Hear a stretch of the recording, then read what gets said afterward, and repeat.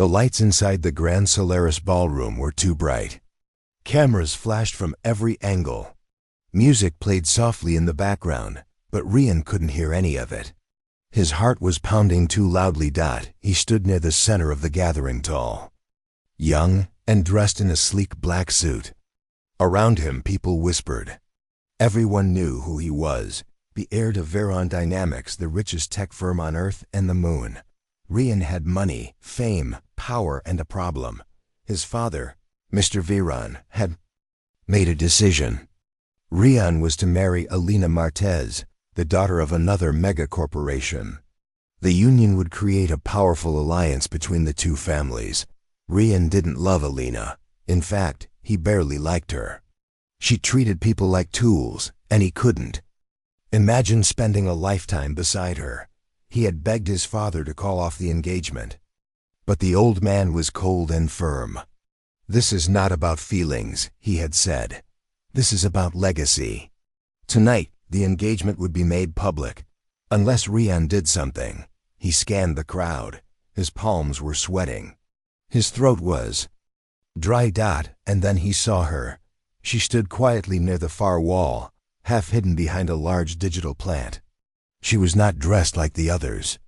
Her clothes were simple, almost too plain for this event. She wasn't wearing expensive jewelry or showing off a name tag. Her eyes, though, they were like polished stone. Deep, curious, calm. He didn't know her. And that was exactly what he needed. Without thinking too long, Rian walked straight toward her. He ignored the stares, the confused glances, and the gasps. He stopped in front of the girl. "Please," he said softly. "Trust me for 10 seconds." Her eyes blinked once. "Okay," she said, just as softly. Rian leaned forward and gently kissed her. The room exploded with shock. Phones snapped pictures. Holograms zoomed in. Reporters gasped. Even Alina, who was arriving with her family, froze in place. Her face twisted in rage. Rian pulled back and smiled at the girl. "Thank you," he whispered. "Is that your answer, Rian?" Someone shouted from the media pit. Rian turned and faced them. "Yes, this is the woman I love," he said loudly. "I'm not marrying anyone else." Gasps turned into chaos. Security moved in. His father's voice echoed through the crowd. "Rian, what are you doing?" But Rian didn't care. He looked back at the girl, who hadn't moved. She tilted her head slightly. "My name is Rian Veron," he said. "Can I know yours?" She smiled faintly. "I'm Mira." Later that night, back at his private residence high above the city, Rian paced his living room, holding a glass of water. Mira sat on the edge of a soft white couch, calm as ever. She looked out at the glowing skyline of Neo-Lux City. From this height, the flying transports looked like fireflies. "I didn't mean to pull you into this," Rian said finally. I had no choice." Mira turned to look at him. "You looked desperate. I didn't mind." He gave a weak laugh. "Well, now the whole world thinks we're together. My family's angry, my company stock dropped 5 points, and the press wants interviews." She tilted her head again. "And do you regret kissing me?" Rian paused. Her question caught him off guard. He thought about it. Then slowly he shook his head. "No, not really." A small smile appeared on Mira's face. "You're calm," Rian noted. "Most people would panic." "I'm not most people." He chuckled, clearly, then his tone grew serious. "Are you in trouble? I mean, you were just standing at that party, alone.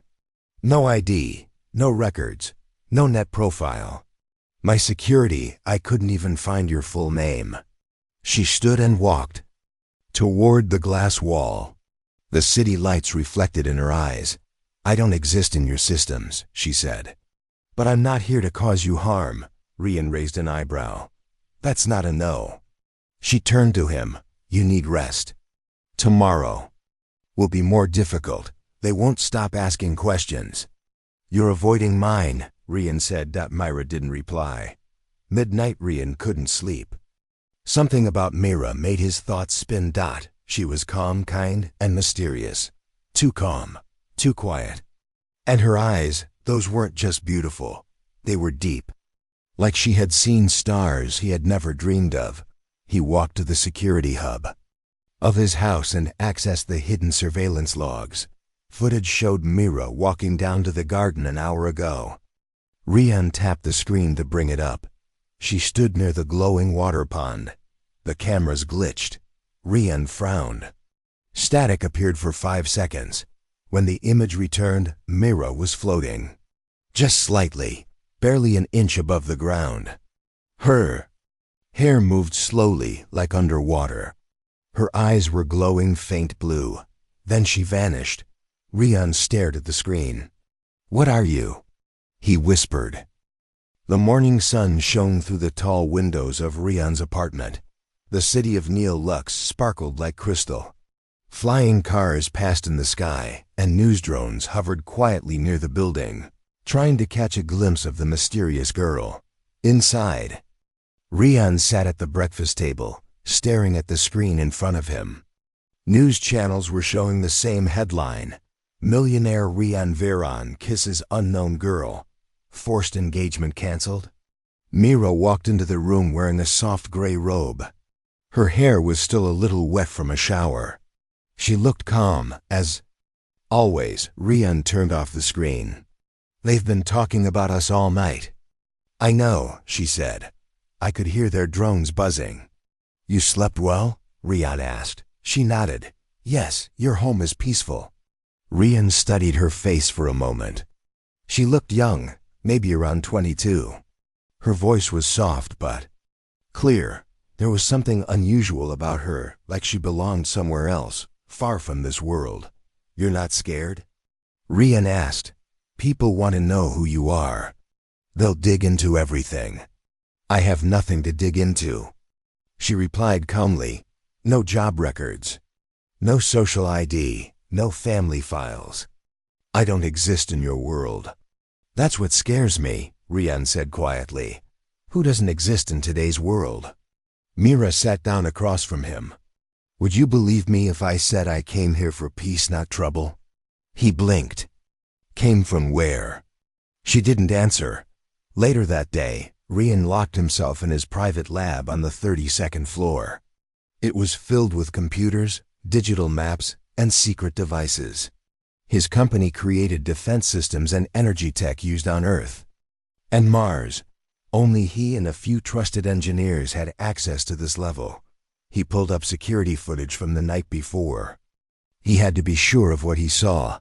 The clip showed Mira walking into the garden. Then dash static. Then a strange glow. Rian leaned closer.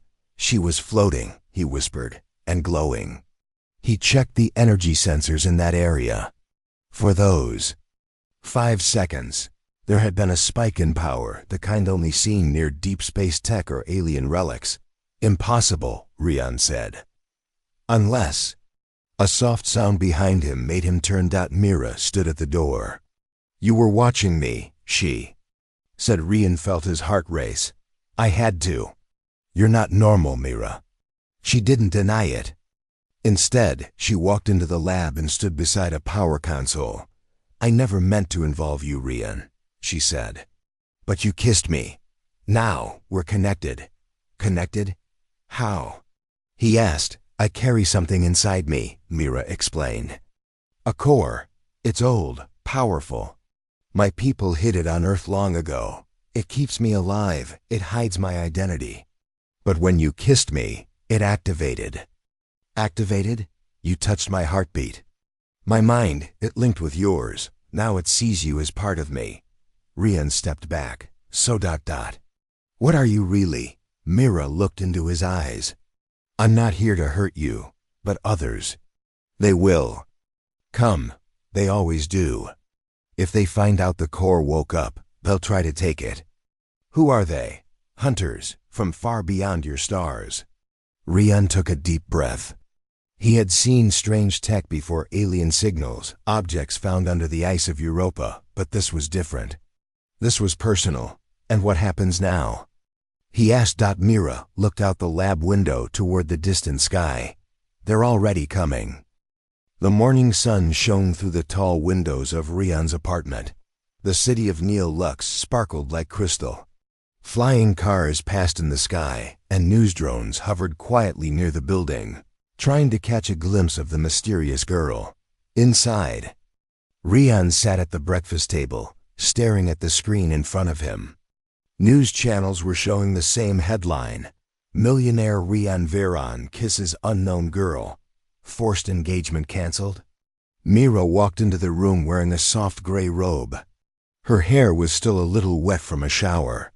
She looked calm as always. Rian turned off the screen. They've been talking about us all night. I know, she said. I could hear their drones buzzing. You slept well? Rian asked. She nodded. Yes, your home is peaceful. Rian studied her face for a moment. She looked young, maybe around 22. Her voice was soft but clear. There was something unusual about her, like she belonged somewhere else, far from this world. You're not scared? Rian asked. People want to know who you are. They'll dig into everything. I have nothing to dig into. She replied calmly. No job records. No social ID. No family files. I don't exist in your world. That's what scares me, Rian said quietly. Who doesn't exist in today's world? Mira sat down across from him. Would you believe me if I said I came here for peace, not trouble? He blinked. Came from where? She didn't answer.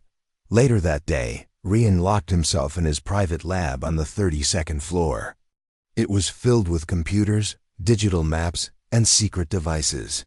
His company created defense systems and energy tech used on Earth and Mars. Only he and a few trusted engineers had access to this level. He pulled up security footage from the night before.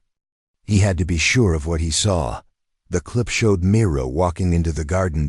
Then static. Then a strange glow. Rian leaned closer. She was floating, he whispered, and glowing. He checked the energy sensors in that area. For those 5 seconds, there had been a spike in power, the kind only seen near deep space tech or alien relics. Impossible, Rian said. Unless. A soft sound behind him made him turn. Mira stood at the door. You were watching me, she said. Rian felt his heart race. I had to. You're not normal, Mira. She didn't deny it. Instead, she walked into the lab and stood beside a power console. I never meant to involve you, Rian, she said. But you kissed me. Now we're connected. Connected? How? He asked. I carry something inside me, Mira explained. A core. It's old, powerful. My people hid it on Earth long ago. It keeps me alive. It hides my identity. But when you kissed me, it activated. Activated? You touched my heartbeat. My mind, it linked with yours. Now it sees you as part of me. Rian stepped back. So. What are you really? Mira looked into his eyes. I'm not here to hurt you, but others. They will. Come. They always do. If they find out the core woke up, they'll try to take it. Who are they? Hunters, from far beyond your stars. Rian took a deep breath. He had seen strange tech before, alien signals, objects found under the ice of Europa, but this was different. This was personal. And what happens now? He asked. Mira looked out the lab window toward the distant sky. They're already coming. The hidden tunnel was dark and cold. Rian led the way with a small handheld light, while Mira followed quietly behind him. The sound of their footsteps echoed through the long passage. This tunnel connects to my old testing lab, Rian explained. It was built deep under the mountains. No signals can reach here. It's completely off the grid. How far is it? Mira asked, her voice soft. Almost there. Just a few more turns. After 10 more minutes of walking, they reached a heavy steel door. Rian placed his hand on a scanner. The door clicked, then slowly opened with a deep hum. Inside was a large underground chamber. Old computers lined the walls. Tables with unused tools and screens stood covered in dust. "This is where I used to test new tech in secret," Rian said. "No one comes here now. It's safe." Mira stepped inside. She looked around slowly, then walked toward the center of the room. She closed her eyes. For a moment, everything became quiet, even the hum of machines. "I feel peace here," she said. "The core is calm." Rian watched her closely. "Mira, I need to understand. What are you? Not just where you're from, but who are you, really?" She opened her eyes and looked at him. "You deserve to know." She sat down on a nearby chair. Rian sat across from her, waiting. "I am not human," she began. "I come from a race called the Ellerin. We lived far away, beyond your solar system. My people were peaceful. We studied stars, helped new worlds grow, and protected energy that others feared." "What kind of energy?" Rian asked. She touched the center of her chest lightly. "A living core. It's not a machine. It's alive. It bonds with us at birth. It connects us to the universe." Rian leaned forward. "So, you're like a protector?" "In a way, yes. But my world was attacked. A group of dark seekers wanted the cores. They believed the power should be used to control, not protect. They destroyed cities. My people fought back, but many died." Rian was silent, listening carefully. "I was young," she continued, "one of the last with a full core. Our leaders sent me away to hide, to survive. My ship crashed on Earth years ago. I've been hiding ever since." Rian blinked. "Years? You've been here that long?" She nodded. "Earth is quiet compared to my world. But I knew the Seekers would find me one day. And the kiss, it woke the core? Yes, the core felt something strong in you. Maybe trust, maybe care. It bonded with your energy. That connection made it glow again. That's why the Seekers found us." Rian stood up and walked a few steps. He was trying to understand everything, so now we're both targets. "I'm sorry," she said. "You didn't choose this." He turned and looked at her. "Maybe not, but I don't regret it. If helping you means danger, then I'll face it." Mira smiled gently. "You are brave, Rian. Many would have run." Rian shrugged.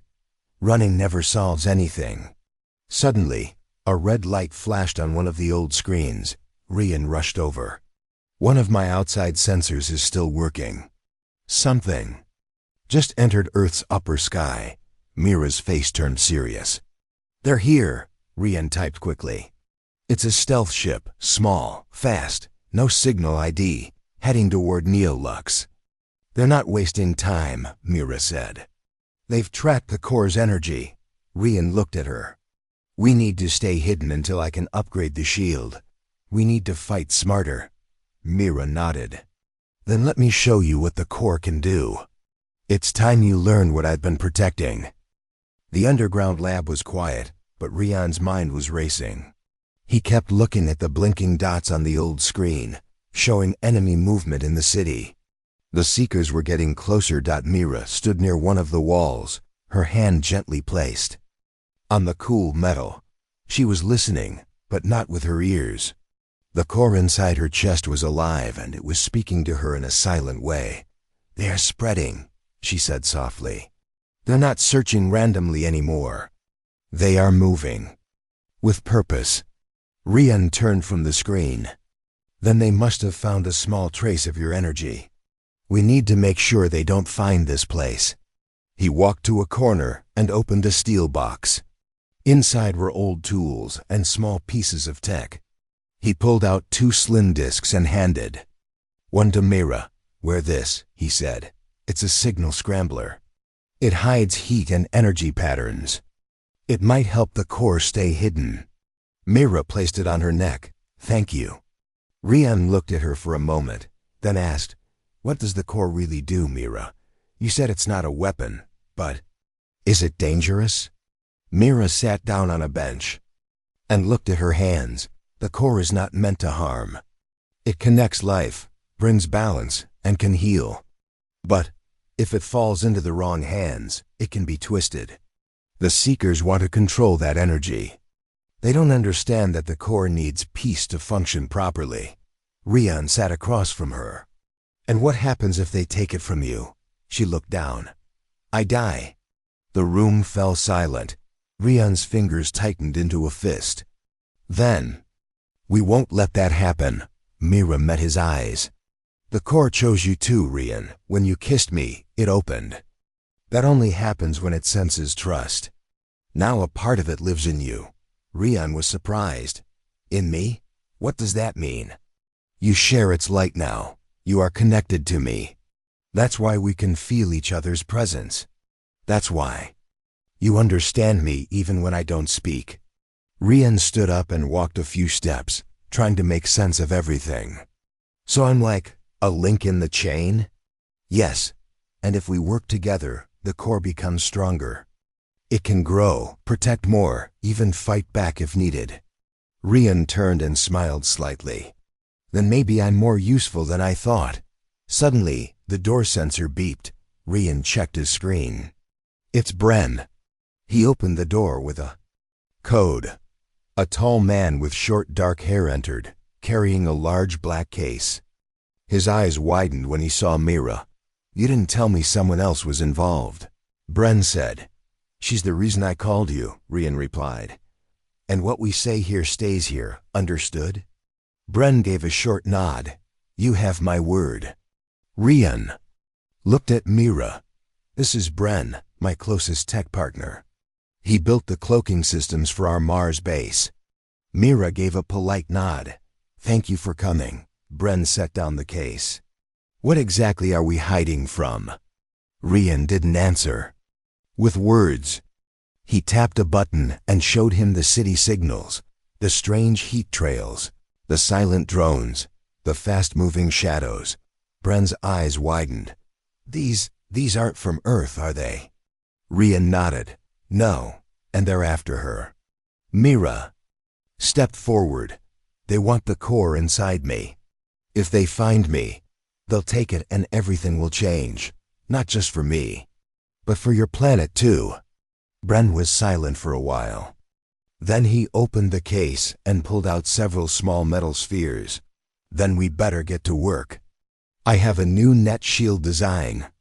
It can bend light, block sound, and scramble deep space scanners. I was saving it for a secret project. But I think this is more important. Rian looked at him with deep respect. You're doing the right thing, Bren smirked. I always do, boss. As they worked together, Mira stood quietly and watched them. A warm light glowed softly in her chest. Hidden under her skin, for the first time in years, she didn't feel alone. The underground lab was no longer silent. Rian, Mira, and Bren worked together, testing the new shield system. Small metal spheres floated around the room, creating a soft blue glow. These were the upgraded light benders tech that could hide. Their heat, sound, and energy. Bren checked the readings. All systems are stable. If someone scans this place, it will show as an empty cave. Good, Rian said. That gives us time. Mira stood near the edge of the room. Her eyes were closed, but her body was tense. Rian noticed. Are you feeling something? Yes, she said without opening her eyes. One of the seekers is near, very close. Bren looked confused. How can you tell? The core senses. Danger, Mira explained. It warns me. It speaks in silence. Rian's heart beat faster. We need to stay alert. Suddenly, a red alarm flashed on the wall screen. Rian rushed over. One of the outer drones was destroyed, he said. No sound, no light, just gone. That's not good, Bren muttered. Only a skilled hunter could move like that. Rian looked at Mira. They found us, didn't they? Mira nodded slowly. Yes, they locked onto the trail. Now, they'll come for real. That night, Rian placed extra defense bots near the hidden entrance. He wore a slim black suit lined with armor, and a small pulse gun rested at his side. He wasn't a soldier, But he wouldn't stand back while Myra was in danger. Mira sat on a chair, her hands glowing slightly. The energy from the core was brighter now. It pulsed like a quiet heartbeat. "I'm sorry, Rian," she said. "I never wanted this for you." Rian looked at her. "You didn't choose this, and neither did I, but now we're here, together. That means we fight together." Mira gave a small smile. "You remind me of someone from my world. He was brave like you. What happened to him?" She looked down. "He didn't survive." Rian placed a hand on her shoulder. "Then we won't make the same mistake." Suddenly, a loud noise echoed through the tunnel. Bang! The steel door shook. Dust fell from the ceiling. They found the entrance. Bren sighed, already grabbing his gear. Rian activated the internal defenses. "Bots are live. Shields are holding." But Mira stood up calmly. "They won't stop. Their leader is with them now." "Leader?" Rian asked. She nodded. "He's called Kale. He once had a core like mine. But he used it for power. When it was taken from him, he turned dark. He leads the Seekers now." The next bang was louder. This time, the steel door bent inward. "They'll break through." "Soon," Bren said, eyes wide. Rian stepped in front of Myra. "If they want her, they'll have to get through me." Mira touched his arm. "There's another way." "What do you mean?" She closed her eyes and raised her hand. The core's glow became brighter. Blue light swirled around her. Machines in the room began to hum. "I can use the core to create a protective field, but it will expose me for a few seconds." "That's enough for them to track us exactly." Rian shook his head. "It's too risky." "We have no choice," she said. "Once they enter, they will destroy everything. I need to push them back, at least for now." Rian looked into her eyes. "Then I'm with you." She stepped to the center of the lab. The light from her chest expanded, surrounding her in a glowing shell. Her hair lifted slightly, and her eyes turned bright white. Rian and Bren stood behind a shield, watching in awe. Then it happened. A pulse of energy burst outward, silent but strong. It rushed through the tunnels like a wave. Everything shook. The steel door blew off its hinges, crashing down. But the Seekers' dark, shadowy figures were thrown backward by the blast. For a moment, the entrance was clear. Then the light faded. Mira dropped to her knees, breathing hard. Rian ran to her. "Myra, I'm okay," she whispered. "But now, they know exactly where I am." The room was filled with silence after the energy blast. Dust floated in the air. The broken steel door lay twisted on the ground. Lights blinked weakly, struggling to recover from the powerful shock. Mira sat on the floor, her breathing slow, but steady. Her glow had faded, but her eyes still carried a quiet strength. Rian knelt beside her. "Are you okay?" She nodded.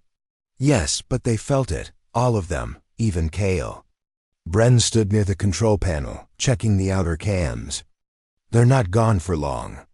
The energy wave pushed them back, but it also gave away our position. "We need to move." Rian helped Mira to her feet. "Can you walk?" "I can," she said, standing slowly. "The core gave me strength. But I can't do that again soon." Rian turned to Bren. "What's our best escape route?" Bren pressed. "A few keys." A map of the mountain tunnels appeared on the wall. "There's an old service path behind the lab. It leads to the surface, about 6 miles west. But it's narrow and dark." "Perfect," Rian said. "The darker, the better." He grabbed a small pack of supplies and handed Mira a warm coat. Her energy had made the room cold. "We'll leave now," Rian said, "before they recover." The tunnel was cold and silent. Rian led the way with a small light on his wrist. Bren followed behind him, and Mira stayed close in the middle. Each step echoed in the narrow passage. The air smelled of old earth and metal. "We used this tunnel for emergency escapes," Rian explained quietly. "No cameras, no tech signals. It's hidden from all scans. It feels safe," Mira said softly. "But the Seekers, They are angry now. They will spread wider. They will not stop. Rian glanced back at her. Let them come. We'll be ready. As they moved forward, Mira's hand brushed the wall. The core inside her pulsed again, faint and warm. Bren noticed the glow. It's amazing, he said. I've never seen energy like that. It's alive. It is alive, Myra replied. It listens. It feels. Rian slowed down. Can it guide us? Yes, Mira said. The core remembers paths. It senses danger. It will warn us. Just then, the ground shook slightly. A deep rumble passed through the tunnel. An explosion? Bren asked, eyes wide. No, Mira whispered. They've sent a hunter drone underground. It's searching. Rian clenched his jaw. Then we need to move faster. After nearly an hour of walking, they reached the end of the tunnel. A heavy round door blocked the exit. Rian placed his hand on the scanner, but nothing happened. Powers. Dead, Bren said. We have to open it manually. Together, Rian and Bren turned the emergency wheel. With a loud creak, the door slowly opened. Cold night air rushed in. Stars filled the sky above them. They stepped outside into the rocky mountains. Snow lay thin on the ground, and the air smelled clean. We made it, Rian said. Mira stepped out and looked up. Her eyes softened. It's beautiful, so open, so free. But her moment of peace was short. She turned her head quickly. They're coming, from above. Rian looked up and saw a dark shape moving across the sky, silent and fast. That's not a plane, he said. Bren pulled out a small scanner. It's a seeker ship. Small but deadly. We need cover, Mira said. Rian pointed to a nearby cliff. There's a hidden path behind that rock wall. If we get there, we can use the land's shape to hide. They ran. The wind picked up. The dark ship above slowed and hovered, scanning the ground. A soft red beam touched the snow where they had just stood. Inside the cliffside path, they finally stopped to catch their breath. Rian looked at Myra. They're serious now. Yes, she said. Kale must have felt the core's power. He won't stop. He wants it more than anything. Rian took her hand. Then we'll stop him first. Mira squeezed his hand gently. Together,